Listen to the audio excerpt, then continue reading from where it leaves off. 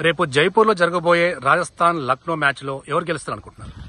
చెప్పాలంటే రెండు టీం చాలా స్ట్రాంగ్ ఉన్నాయి. Batting, bowling all round. ఇంకా రాజస్థాన్ లో చాలా ఫామ్ ప్లేయర్స్ ఉన్నారు. యశస్వి జైస్వాల్ 2 కన్సిక్యూటివ్ సెంచరీస్ కొట్టి వచ్చిండు. ఇంకా అశ్విన్, యుజ్వేందర్ చహల్, ఇంకా జాంపా డెడ్లీ కాంబినేషన్. ఇంకా వాళ్ళ దగ్గర ధ్రువ్ జోరెల్ రీసెంట్ ఫామ్ చాలా బాగుంది.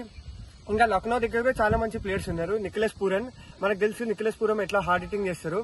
ఇంకా రవి బిష్ణోయ్ చాలా ఫామ్ లో ఉన్నాడు బౌలర్. చెప్పాలంటే కేఎల్ రాహుల్ కూడా మిడిల్ ఆర్డర్ లో ఆడతారు. ఎందుకంటే వరల్డ్ కప్ స్క్వాడ్ లో కాంపిటీషన్ కోసం కేఎల్ రాహుల్ మిడిల్ ఆర్డర్ లో స్లాట్ అవుతారు. రాజస్థాన్ లో జాస్ బట్లర్, యశస్వి జైస్వాల్ చాలా డెడ్లీ కాంబినేషన్. వాళ్ళ ఓపెనింగ్ పార్ట్నర్షిప్ చాలా బాగుంటది. సంజు శాంసన్ కూడా రన్స్ కోసం డ్యూ ఉన్నాడు. అయితే రాజస్థాన్ ఛాన్సెస్ ఉన్నాయి గెలవడానికి.